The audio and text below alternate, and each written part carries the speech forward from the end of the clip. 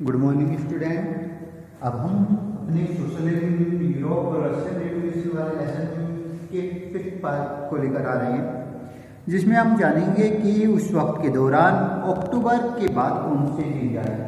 What change after October? अक्टूबर के बाद कौन सी चीज आई? The Bolshevik were totally oppose to private property. जो बोल्शेविक लोग थे वे पूरी तरीके से अपोजिट थे प्राइवेट प्रॉपर्टी के। Most industry and bank were nationalised in November 1917। यही कारण है कि वहाँ की जितनी भी इंडस्ट्रियाँ थी और बैंक थी वे सभी नेशनलाइज किए जाने लगे थे नवंबर 1917 के आसपास। This meant that the government took over ownership and management. और इसका मतलब सीधे तौर पर ये था कि गवर्नमेंट वहाँ की टोटल अपनी ओनरशिप को और मैनेजमेंट को दिखाना चाहती थी। Land was declared social property and peasants was allowed to साइंस the land of the nobility. इसके अलावा हम देखते हैं कि जो भूमि थी वह डिक्लेयर कर दी गई थी सोशल प्रॉपर्टी के रूप में और पीसेंट्स को साइज किया जा रहा था लैंड और नोबल्टी के आधार पर। In cities Bolshevik impose the partition of the large house according to family requirement. मुख्य रूप से उन शहरों में बोल्शेविक को इन्फोर्स किया जा रहा था उस पार्टीशन के आधार पर जहाँ पर लार्ज हाउसेज बनाने की बात चल रही थी फैमिली की रिक्वायरमेंट के हिसाब से। They ban the use of the old titles of aristocracy. उन्होंने साफ तौर पर बैन कर दिया था उस समय के दौरान पुरानी टाइलों को यूज करने के लिए आर्टिस्टोक्रेसी के आधार पर। To abstract the change new uniform were design for the army and officers following a clothing competition organised in 1980। यही कारण है कि इस एक्सट्रैक्ट के चेंज होने के कारण एक नया यूनिफॉर्म डिजाइन पैदा हुआ आर्मी और ऑफिसर्स के लिए, जो फॉलो कराया जा रहा था उन क्लॉथिंग कंपटीशन के अंतर्गत जो 1918 के आसपास हुए। When the Soviet heads were closure, जब सोवियत के अंतर्गत इन्हें क्लोज किया गया। The Bolshevik party was renamed the Russian communist party. इसके बाद यही बोल्शेविक पार्टी बाद में आपकी वहाँ की कम्युनिस्ट पार्टी के नाम से जानी जाने लगी। फिगर 12 में आप देख सकते हैं एक सोल्जर को जो वेयर किए हुए सोवियत हेड को, जो बोल्शेविक का प्रतीक है।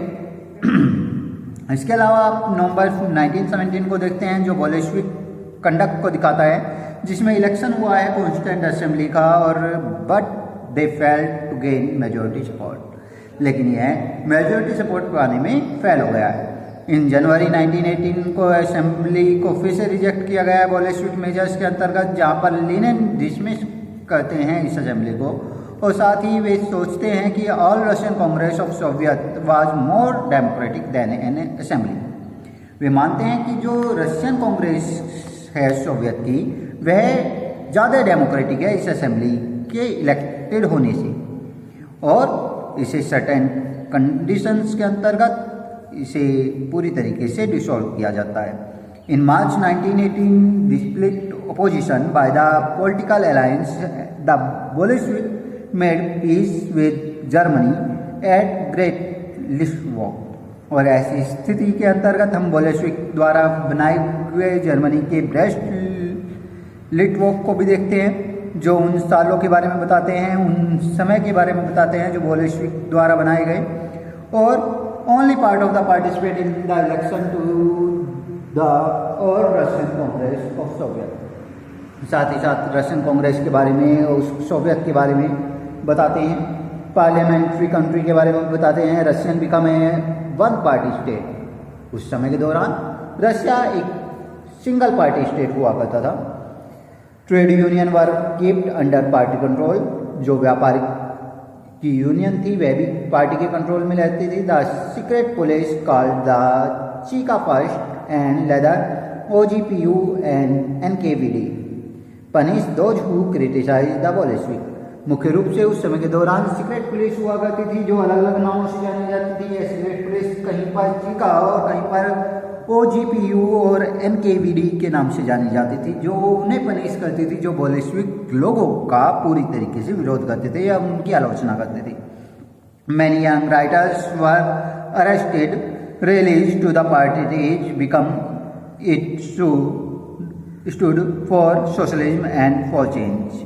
बहुत सारे नए जवान राइटर्स पकड़े जा रहे थे, अरेस्ट किए जा रहे थे आर्टिस्ट रैलियों से, क्योंकि वे सोशलिज्म की मांग चाहते थे या फिर समाज में बदलाव चाहते थे। After October 1917 this lead to experiment in the art and architecture. और यही कारण है कि अक्टूबर 1917 के बाद यह एक एक्सपेरिमेंट के रूप में आया और आर्किटेक्चर के रूप में। But many become dis in because of censorship the party encourage. और मुख्य रूप से इसके बावजूद भी इन्हें डिलिस्ट्रेशन के अंतर्गत रखा गया, क्योंकि सेंसरशिप जो पार्टी की थी वह काफ़ी हद तक थी। मे डे के रूप में यह फिगर 13 दिखाई गई है, जिसमें डेमोन्स्ट्रेशन किया गया है मकाऊ का 1918 के आसपास। इसके अलावा हम एक पर्टिकुलर सीजन के दौरान चीज़ों को समझते हैं। The October revolution in the Russian countryside, कि अक्टूबर का यह रिवोल्यूशन और कंट्रीसाइड दो व्यू के रूप में किस तरीके से था। ये एक न्यूज रिपोर्ट के रूप में है, आइए जानते हैं। News of the revolutionary uprising of October 25, 1917। यह न्यूज रिवोल्यूशनरी की अक्टूबर 25, 1917 को रिलीज हुई थी, जिसमें बताया गया था कि release the village the following day and was greeted and instrument to peasant in meant free land and end of war, कि इन गांवों को पूरी तरीके से दिनों के रूप में स्वतंत्र कर दिया जाएगा, किसानों को फ्री भूमि मिलेगी और युद्ध के बाद the day new arrive the land owner manor house was looted. और इसके अंतर्गत आता है कि किस तरीके से उस दिन लैंड ओनर के जो और मेयर के जो हाउस थे वे लूटे गए। His stock farmers were restoned and his west orchard was cut down, कि से उसके बाग बगीचे काट दिए गए। सोल्ड द पीसेंट्स फॉरवर्ड, और किसानों ने वह सब लकड़ियाँ बेच दी। All his farm building were torn down and left in ruin, while the land was distributed among the peasants who was prepared to live the new Soviet life। और साथ ही साथ हम देखते हैं कि किस तरीके से यह समय उस समय की परिस्थितियों को काटते हुए किसानों के बारे में बताता है, किसानों की परिस्थितियों को समझाते हुए यह दिखाता है कि किस तरीके से यह उन्हें लेकर चलता है। ए member of land owning families wrote the relative about the happens in the state। साथ ही साथ एक मेंबर बताता है लैंड ओनिंग फैमिली का अपने लिखे हुए समावेश में कि किस तरह की परिस्थितियाँ उस समय के दौरान थी और किस तरीके से उस समय के स्टेट में हुआ था। The comp happen quickly painlessly quickly and peacefully, कि यह जो चीज़ें हुई थी ये बहुत तेज़ी से हुई, इनका कुछ भी दर्द महसूस नहीं हुआ, बहुत तेज़ी से शांतिपूर्वक होती चली गई। The first day was unbearable, पहला दिन बहुत ज़्यादा अनबियरेबल था, हम पूरी तरीके से शांत होने की कोशिश कर रहे थे। The brothers also I must say the chairman behave correctly and even politely, हमारा विश्वास था कि हम चेयरमैन से बात करेंगे और कहेंगे कि हमें तरीके से बात रखनी चाहिए अपनी, और पोलाइटली कहना चाहिए। We were left two cows and two horses, हमारे पास सिर्फ 2 गायें और 2 घोड़े रह गए थे। The servant tell them all the time not to bother us, सारे नौकर हमें इसके बारे में बता रहे थे। लेट देम लीव, कि हमें वहाँ उसे छोड़ देना चाहिए। Without their safety and property, कि हमें अपनी सेफ्टी अपनी प्रॉपर्टी को देखना चाहिए। We want them tried as humanly as possible, हमें अपने आप के लिए ह्यूमनली रूप से पॉसिबल वे से ट्रीट किए जाने की चाह थी।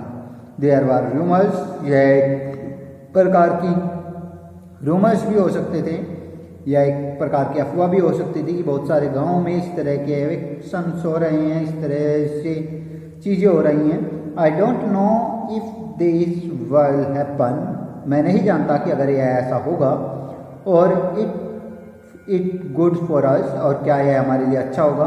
But we rejoin that there is a conscience in our people, कि कहीं ना कहीं हम इससे रिजॉइंस होंगे अपने ही लोगों के साथ। आइए जानते हैं कि सिविल वार के लिए कौन से केस रहे उस समय के दौरान जो इन परिस्थितियों के कारण रहे, और सिविल वार ने इन परिस्थितियों पर क्या प्रभाव डाला। When the Bolshevik orders land redistribution, the Russian army began to break up. Bolshevik order के हिसाब से जो भूमि का रीडिस्ट्रीब्यूशन हो रहा था उसके कारण रशिया की यह आर्मी धीरे धीरे टूटने लगी थी। Soldier mostly peasants wishes to go home for the redistribution and deserted. मुख्य रूप से जो आपके सोल्जर्स थे, वे किसान जो थे, वे घर वापस जाना चाहते थे, इस रीडिस्ट्रीब्यूशन का हिस्सा बनना चाहते थे। Non Bolshevik socialistic liberal and supporters of autocracy कॉम्बिनेट the Bolshevik uprising. और इस ऐसी स्थिति में नॉन बोल्शेविक सोशलिस्टिक के रूप में उन लोगों को ना ही तो कोई लिबरल मिल रहा था, ना ही वे सपोर्टर्स ऑटोक्रेसी के इस तरीके से इन चीज़ों को या बोल्शेविक लोगों को अपराइज करने की कोशिश कर रहे थे। Their leaders moved to South Russia and organized troops to fight the Bolshevik। और यही कारण है कि यहाँ के जो लीडर्स थे वे साउथ रशिया के ऊपर जाते हुए इन ट्रॉप्स को के अंतर्गत बोल्शेविक लोगों से लड़ना चाहते थे, क्योंकि वे नहीं चाहते थे कि इस तरीके से भूमि का डिस्ट्रीब्यूशन हो या लैंड डिस्ट्रीब्यूशन हो। During 1918 to 1919 the green socialistic revolutionary and white protestants controlled most of the Russian empire. और यहाँ पर ये कहा जा सकता है कि 1918 और 19 के दौरान ग्रीन सोशलिस्टिक रिवोल्यूशनरी और वाइट प्रोटेस्टेंट ने पूरी तरीके से रशियन एम्पायर पर कब्जा कर लिया था। They were backed by France, American, British and Japanese troops. ये कहीं ना कहीं बैक्ड किए जा रहे थे फ्रांस, अमेरिकन, ब्रिटिश और जापानीज ट्रॉप द्वारा।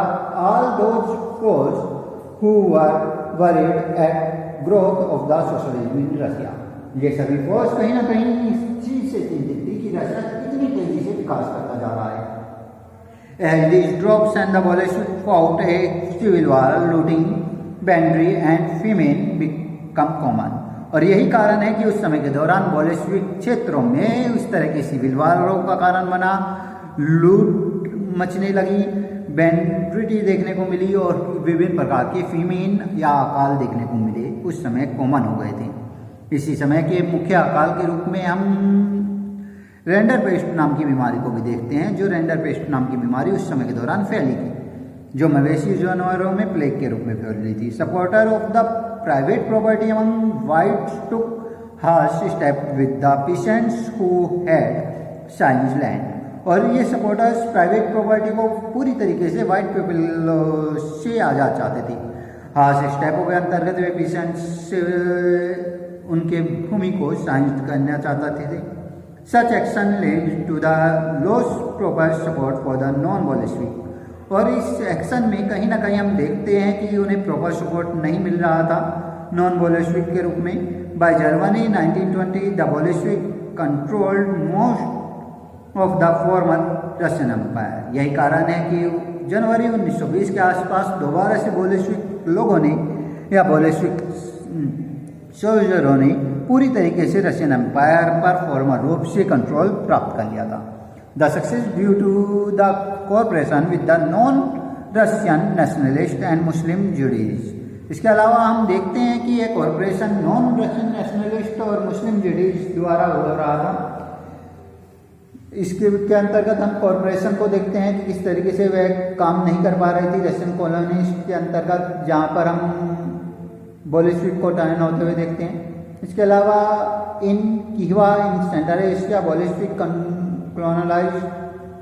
colonized brutally massacred locally nationalists in the name of the defending socialism। कीवा के सेंट्रल एशिया के क्षेत्र में बोल्शेविक ने पूरी तरीके से बहुत ही बड़ी मात्रा में लोगों को मार गिराया था, सिर्फ इसलिए क्योंकि वे नेशनलिस्ट के नाम पर डिफेंड करना चाह रहे थे सोशलिज्म को, जबकि ऐसा कुछ भी नहीं था। In the situation many of the confused about with the Bolshevik government represented. और यही कारण है कि उस समय के दौरान बहुत ज़्यादा लोग बोल्शेविक गवर्नमेंट के इस रिप्रेजेंटेशन से कंफ्यूज थे। Partially the remedy, this most non-Russian nationalities were given political autonomy in the Soviet Union USSR। और इसके अलावा हम पार्टिकुलर रूप से उनके नॉन रशियन नेशनलिटीज़ को देखते हैं, जहाँ पर हम पाते हैं कि ये ऑटोनॉमी किस तरीके से सोवियत यूनियन से जुड़ी हुई थी। ऑटोनॉमी एक प्रकार का राइट्स है जो गवर्नमेंट का अपने खुद का होता है। Bolshevik created from the Russian empire in December 1922। और बोल्शेविक ने दोबारा से रशियन एम्पायर को क्रिएट कर दिया था सबके सामने दिसंबर 1922 के दौरान। But since this was the combined was the unpopular policies for the Bolshevik force the local government to follow. लेकिन यह वह समय था जब बोल्शेविक सोल्जरों द्वारा एक तरह से लोकल गवर्नमेंट पर अनप्रिडिक्टेबल या अनपॉपुलर पॉलिसियों को फॉलो करने के लिए या फिर उन्हें चलाने के लिए दबाव बनाया जा रहा था। Like the harshest discouragement of the nomadism attempt to win over differ nationalities were only partly successful. यही कारण है कि उस समय के इस हार्श डिस्करेजमेंट के कारण वहाँ के जो नोमैडिज्म है या लाइफ स्टाइल है जिससे लोग जुड़े हुए हैं एक पैलेस के या दूसरे एरिए के, वे कहीं ना कहीं उस जीत को जीत नहीं मानते या फिर इस नेशनलिज्म को पार्शली रूप से सक्सेसफुल मानते हैं। मतलब कि उस समय के दौरान बनने वाले रशिया को पूरी तरीके से रशियन एम्पायर के रूप में नहीं समझते। Central Asia of the October revolution tube. आइए जानते हैं सेंट्रल एशिया के अक्टूबर रिवॉल्यूशन पर दो व्यू कैसे गए हैं। ये न्यूज के दौरान समझ में आते हैं। एम.एन. रॉय द्वारा एक इंडियन रिवॉल्यूशनरी द्वारा फाउंडर किया गया है मैक्सिकन कम्युनिस्ट पार्टी को, जिसमें प्रोमिनेंट कमेंटर के रूप में लीडर रहे हैं इंडिया, चाइना और यूरोप, जहां पर सेंट्रल एशिया के टाइम को सिविल वार के दौरान 1920 का दिखाया गया है और लिखा गया है कि जो कप्तान है वह बेनोवोइट ओल्ड मैन है। हिज अटेंडेंट वह अटेंड करता है यूथ, उस युवा लोगों को जिनके बारे में वह रशिया से कहता है he had heard of the revolution. वे वास्तव में सुन रहे हैं जो क्रांति की कारक हैं। Which were overthrow the Tsar and drive away the general. उन्होंने तसार निकोलस द्वितीय को और जनरल को भगा दिया है, homeland of the Kirghiz. So they revolution mean that the Kirghiz were master of their home again. और यही कारण है कि यह क्रांति दोबारा से कारगिल से उठकर उनके मास्टरों के साथ अपने घर तक लौटेगी। Long live the revolution. यह क्रांति लंबे समय तक रही। Shouted the Kargil youth. Kargil के ये युवा who same to the born Bolshevik, जिन्होंने बोल्शेविक के रूप में जन्म लिया है, दे होल्ड ट्राइब्स जॉइन। ये पूरे समाज को जोड़े रखी। इसके अलावा Kargil welcome to the first revolution. Kargil ने सबसे पहले फर्स्ट रिवॉल्यूशन को पनाह दी फरवरी रिवॉल्यूशन के रूप में, और उसके बाद यह जोय के साथ आगे बढ़ते गए सेकेंड रिवॉल्यूशन में और कंसंट्रेशन किया इन्होंने ट्रेडर का। इसके बाद फर्स्ट रिवॉल्यूशन फ्री होने के बाद ऑपरेशन को दिखाता है और साथ ही साथ सबमिट करता है कि किस तरीके से सेकेंड रिवॉल्यूशन अक्टूबर रिवॉल्यूशन के रूप में आया। और इसने कंप्लेन किया वायलेंस को, प्लीमेंस को, टैक्सेस को, इस्टेब्लिशमेंट को और डिक्टेटोरियल पावर को। साथ ही साथ उसने दिखाया कि किस तरीके से उस समय के छोटे छोटे ग्रुप इस चीज़ को दिखाते हैं, इस ब्यूरोक्रेट को दिखाते हैं जो कारगिल से जुड़े हुए हैं। इन सभी चीज़ों को दिखाते हुए इन्होंने वर्क किया। साथ ही हम अपनी नेक्स्ट वीडियो में अब मेकिंग ए सोशलिस्ट सोसाइटी के बारे में लेकर आएंगे कि किस तरीके से उस समय के दौरान जो शुरुआत हुई थी सोशलिस्ट सोसाइटी के निर्माण की, जिसके अंतर्गत हम फिगर 14 को जब देखते हैं, factory come to the scene as a symbol of socialism. यह फैक्ट्री सीन करती है एक सिंबल ऑफ सोशलिज्म के रूप में, जहाँ पर पोस्टर दिखाया गया है, स्मोक किस तरीके से चिमनी से निकल रहा है, जिसे सोवियत रशिया पूरी तरीके से ब्रीथ कर रही है। इसके अलावा आप फिगर 15, 16 और 17 को देखते हैं, जिसमें चिल्ड्रनों को स्कूल में सोवियत रशिया में 1930 के आसपास पढ़ाया जा रहा है सोवियत इकोनॉमी के बारे में।